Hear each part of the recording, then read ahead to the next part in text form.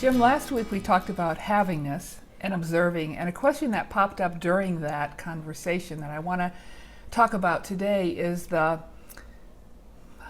contrast that some people have between this is my spiritual life and this is my walking around life. You know, a lot of us have that separation, and the goal is to have your daily life be your spiritual life. Yeah, yeah. So how to combine those?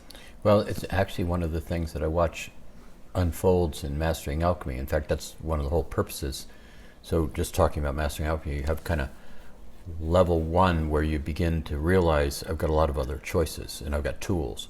And then level two is really the space where you start to go from going to work but wanting to be and being a spiritual being to a place where you really begin to turn your head from that third dimensional world and you start to be the spiritual being you are who goes to work. Mm-hmm.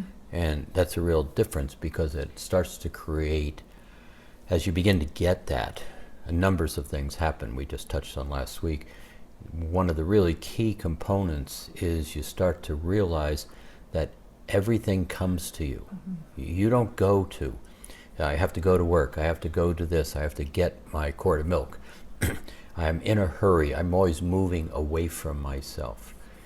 And this really big shift that happens to a person in their spiritual evolution is where you start to realize, here I am, I exist, this is me right here, and I participate in work, I participate in sports, but I participate in these things as a spiritual being having an experience, participating in life, not the other way around. I think that's a mind switch. For me, in the past, I had that separation. I had a corporate job and I meditated. And so bringing that meditation into my corporate job was possible when I switched it in my head and knew that I can do that. And that was where the very beginning tools helped me, because if I was conscious of my rows at work, I got into that meditation space. There wasn't a separation. It was me in my octahedron, in the center of my head, blah, blah, blah, in this environment. And it could be any environment that I was in, the grocery store, talking to people. Yeah, that's why one of the main focuses, main set of tools that gets directed is words. And people say, well, words are words. Well, words are words. Words are sound tones. Words are vibrations. We utter words. But when you start to take a word as a spoken piece of construct in a way, and then you begin to be the word, you start to feel the vibrations of, you can ask the question, have you ever been certain? And people go, oh yeah, I've been certain. I know what certainty is. But if you say, wait, just close your eyes, take a breath, and feel certain, then something really shifts in the body. And it's when you begin to be these words, certain or capable, gracious, whatever, pick your word, and practice being a word, all of a sudden you're in present time because you're paying attention to yourself. Mm-hmm. And from that word, it gives you a level of seniority. I'm certain, I'm capable, I'm present, and I can speak from here. That space, building those words as emotion, alignments, and thought, allow a person to begin to recognize their circumstance and then choose in their circumstance rather than shoot, ready, aim, react, throw energy, then have to apologize. And I think a trick that worked for me and still works for me is if I create a thread of focus throughout the day. So at the beginning, I would choose a word. So today I'm going to be trustful, whatever the word is. And if I could keep my attention on trustful or trusting throughout the day, it kind of created a thread of meditation. It continued my focus throughout the day, and everywhere I looked and what I experienced was around this word trust. So it combined my spiritual self with my moving around in the world self. Yeah, really well Finding put. a trick that just threads it. Yeah, and for people who play there, one of the things you want to be aware of from the beginning is you'll fall out of it.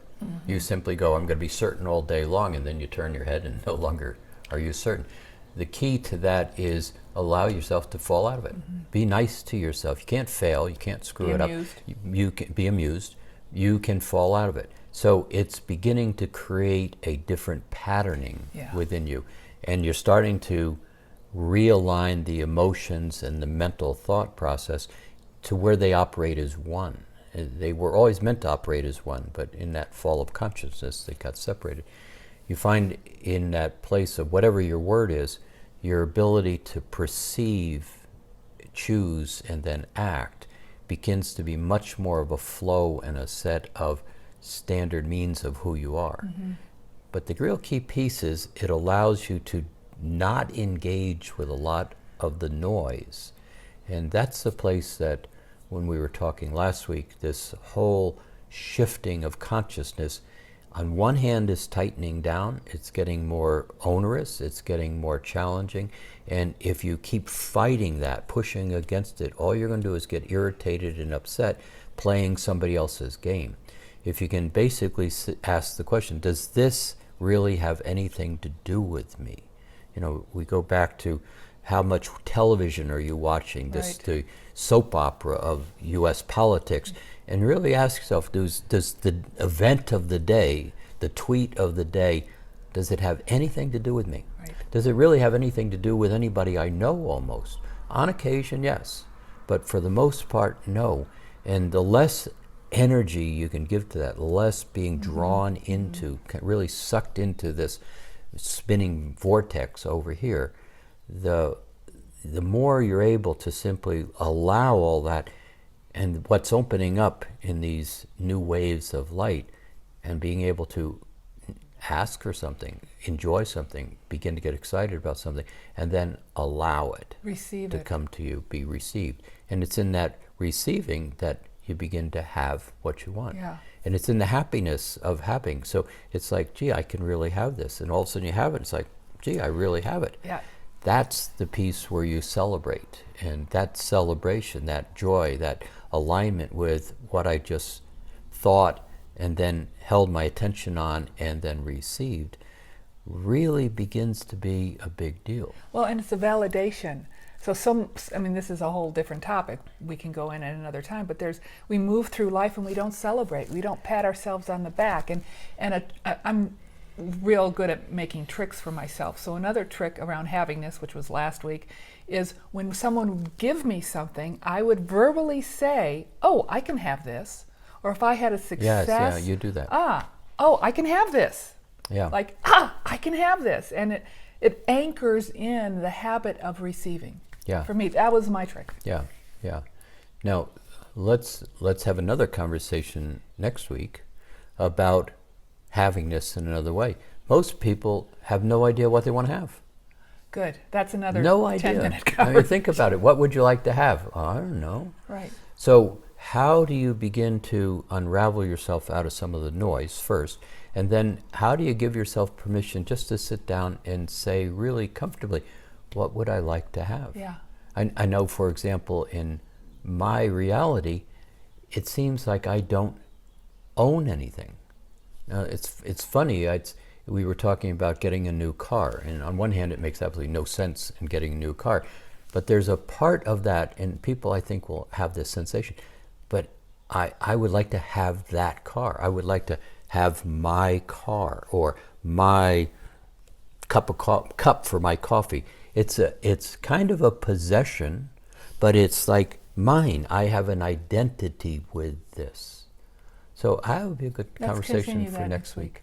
So, but this is really good where Good. we're going. So Yeah, I like hope it. you're enjoying these conversations. We're interested in your questions. What would you like to know? What would you like to have us talk about?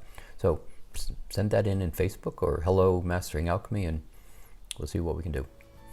Have a good day.